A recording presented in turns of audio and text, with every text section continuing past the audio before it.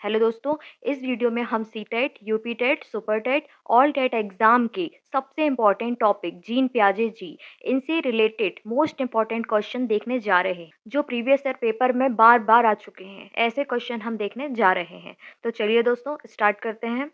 आपका first question है, gene पियाजे जी कहाँ के निवासी थे? तो दोस्तों स्विट्जरलैंड के निवासी थे। जीन पियाजे का जन्म कब हुआ था? तो दोस्तों 1896 में हुआ था। जीन पियाजे ने किस पर प्रयोग किया था? तो दोस्तों उन्होंने अपने बच्चों पर प्रयोग किया था।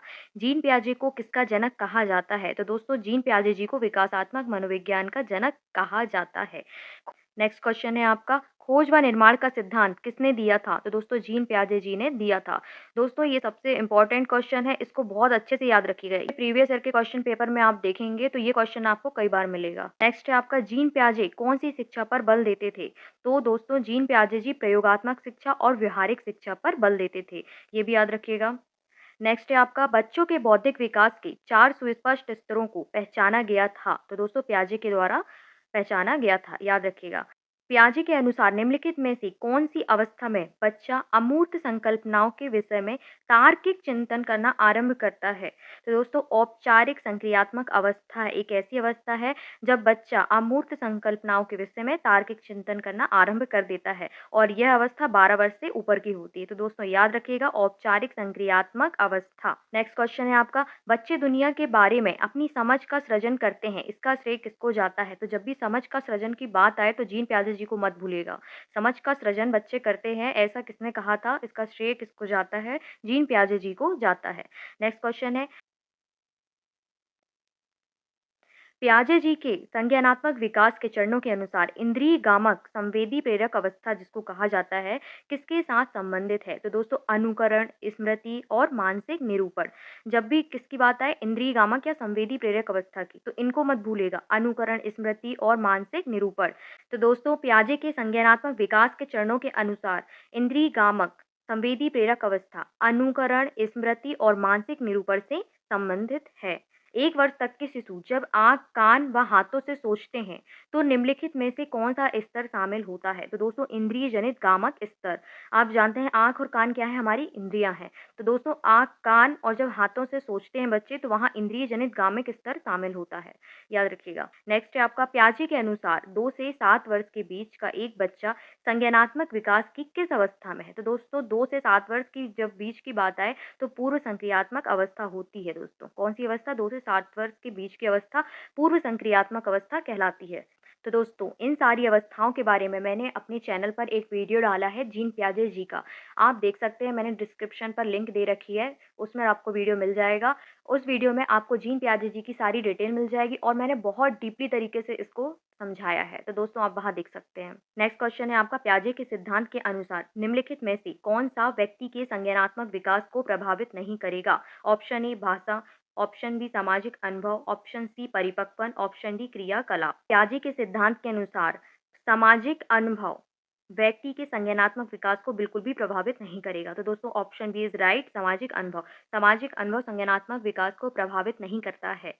ठीक है। नेक्स्ट क्वेश्चन है आपका, किसके विचार से बच्चे सक्रिय ज्ञान निर्माता तथा नन्हे वैज्ञानिक है जो संसार के बारे में अपनी सिद्धांतों की रचना करते हैं? तो दोस्तों पियाजे जी ने कहा था। किसने कहा था? पियाजे जी ने कहा था कि बच्चे सक्रिय ज्ञान के निर्माता हैं तथा नन्हे वैज्ञानिक हैं। तो दोस्तों याद रखिएगा, मोस्ट इंपॉर्टेंट क्वेश्चन है ये। नेक्स्ट क्वेश्चन देखते हैं, पियाजे के अनुसार बच्चों का चिंतन वयस्कों से किसमें भिन्न होता है बजाय किसके? तो दोस्तों ऑप्शन ए मात्रा प्रकार, ऑप्शन बी आकार मूर्तता, ऑप्शन सी प्रकार और मात्रा, ऑप्शन डी आकार और किस्म। तो दोस्तों क्या हो सकता है इसमें? तो बच्चों के चिंतन की बात की गई है जो वयस्कों से किसमें भिन्न हो, प्रकार में भिन्न हो सकता है और बजाय किसके? मात्रा के।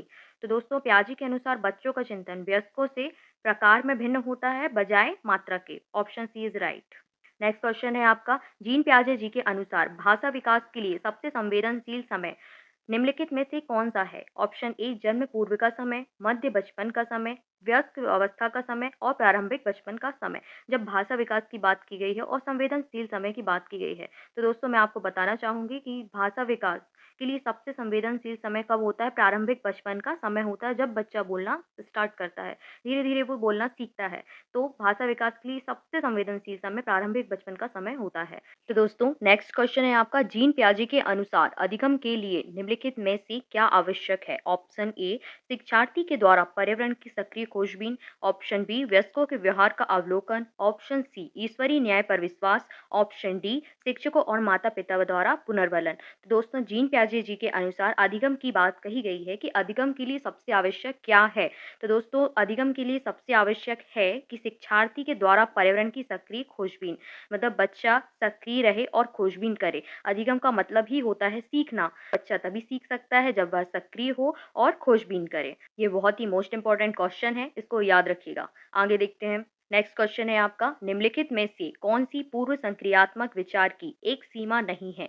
तो दोस्तों ऑप्शन ए ध्यान केंद्रित करने की प्रवृत्ति, ऑप्शन बी प्रतीकात्मक विचार का विकास, ऑप्शन सी अहम मान्यता, ऑप्शन डी अनुत्क्रमणीयता। तो दोस्तों पूर्व संक्रियात्मक विचार की एक सीमा नहीं है, तो ऑप्शन बी इज राइट, प्रतीकात्मक विचार का विकास। जीन पियाजे जी के सिद्धांत का प्रमुख प्रस्ताव है कि ऑप्शन ए बच्चों की सोच वयस्कों से बेहतर होती है, ऑप्शन बी बच्चों की सोच मात्रात्मक रूप में वयस्कों से भिन्न होती है, ऑप्शन सी बच्चों की सोच गुणात्मक रूप से वयस्कों से भिन्न होती है, ऑप्शन डी बच्चों की सोच वयस्कों से निम्न होती है। तो दोस्तों जीन पियाजे जी के सिद्धांत का प्रमुख प्रस्ताव क्या हो सकता है? बच्चों की सोच वयस्कों से बेहतर होती है, ये नहीं हो सकता। बच्चों की सोच मात्रात्मक रूप में वयस्कों से भिन्न होती है, ये भी नहीं हो सकता। बच्चों की सोच गुणात्मक रूप से वयस्कों से भिन्न होती है, ये हो सकता है। और बच्चों की सोच वयस्कों से निम्न होती है, ये बिल्कुल भी नहीं हो सकता। तो दोस्तों ऑप्शन सी इज राइट, बच्चों की सोच गुणात्मक रूप से वयस्कों से भिन्न होती है, याद रखिएगा। नेक्स्ट क्वेश्चन है आपका, पियाजे ने उन ढांचों को जो सूचना को व्यवस्थित और व्याख्यायित करते हैं उनको कहा है?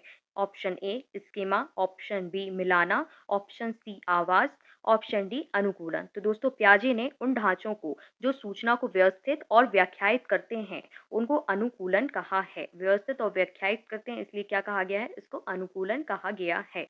पियाजे की वह अवस्था जिसके दौरान संवेदी अनुभवों और मोटर क्रियाओं के माध्यम से दुनिया की समझ विकसित होती है। ऑप्शन ए संवेदी गतिशील चरण, ऑप्शन बी पूर्व परिचालन चरण, ऑप्शन सी ठोस परिचालन चरण, ऑप्शन डी औपचारिक परिचालन चरण। तो दोस्तों संवेदी अनुभवों और मोटर क्रियाओं की बात की गई है, तो दोस्तों आप ही बता सकते हैं कि इसका क्या होगा। जब संवेदी अनुभवों की बात की गई है तो इसमें आ जाएगा संवेदी, और मोटर क्रियाएं क्या होती हैं? गतिशील होती हैं। तो दोस्तों ऑप्शन ए इज राइट, संवेदी गतिशील चरण। पियाजे के अनुसार प्रथम संवेदी गतिशील उप अवस्था के दौरान शिशुओं का व्यवहार इस प्रकार होता है। ऑप्शन ए प्रतिवर्ती, ऑप्शन बी अनुपयुक्त, ऑप्शन सी अपरिवर्तनीय, ऑप्शन डी प्रबलित। तो दोस्तों पियाजे के अनुसार प्रथम संवेदी गतिशील उप अवस्था के दौरान शिशुओं का व्यवहार प्रतिवर्ती होता है। Option A is right. Next है आपका, पियाजे के सिद्धांत में संचालन से क्या तात्पर्य है? ऑप्शन ए शारीरिक व्यवहार, ऑप्शन बी शब्द और दृश्य चित्र, ऑप्शन सी सोच के अमूर्त स्तर, ऑप्शन डी आंतरिक मानसिक क्रियाएं। तो दोस्तों पियाजे के सिद्धांत में संचालन से तात्पर्य की बात कही गई है, तो किससे तात्पर्य हो सकता है? तो दोस्तों संचालन से तात्पर्य आंतरिक मानसिक क्रियाओं से है। तो दोस्तों ऑप्शन डी इज राइट, आंतरिक मानसिक क्रियाएं। नेक्स्ट क्वेश्चन है आपका, पियाजे के अनुसार कौन सा परिचालनात्मक विचार 11 से 15 वर्ष की आयु के बीच कार्य करने लगता है? ऑप्शन ए ठोस, ऑप्शन बी औपचारिक, ऑप्शन सी अमूर्त, ऑप्शन डी निष्क्रिय। तो दोस्तों पियाजे के अनुसार औपचारिक परिचालनात्मक विचार 11 से 15 वर्ष की आयु के बीच कार्य करने लगता है। Option B is right. Next है आपका, किशोरावस्था में विकसित होने वाली समस्याओं को सुलझाने की संज्ञानात्मक क्षमता को पियाजे ने क्या कहा है? ऑप्शन ए परीक्षण और त्रुटि तर्क, ऑप्शन बी काल्पनिक निगमनात्मक तर्क, ऑप्शन सी औपचारिक सोच, ऑप्शन डी तार्किक विचार। तो दोस्तों क्या हो सकता है? तो किशोरावस्था में विकसित होने वाली समस्याओं को सुलझाने की संज्ञानात्मक क्षमता को पियाजे जी ने काल्पनिक निगमनात्मक तर्क कहा है। तो दोस्तों ऑप्शन बी इज राइट, काल्पनिक निगमनात्मक तर्क। तो दोस्तों यदि आप और डिटेल से पढ़ना चाहते हैं तो मैंने डिस्क्रिप्शन पर एक लिंक दे रखी है जिसमें जीन पियाजे जी को मैंने डिटेल से डिफाइन किया है। आप उस वीडियो से जीन पियाजे जी के बारे में डिटेल से पढ़ सकते हैं। तो दोस्तों इसी प्रकार की मोस्ट इंपॉर्टेंट वीडियो देखने के लिए हमारे चैनल को सब्सक्राइब करें। Thank you for watching.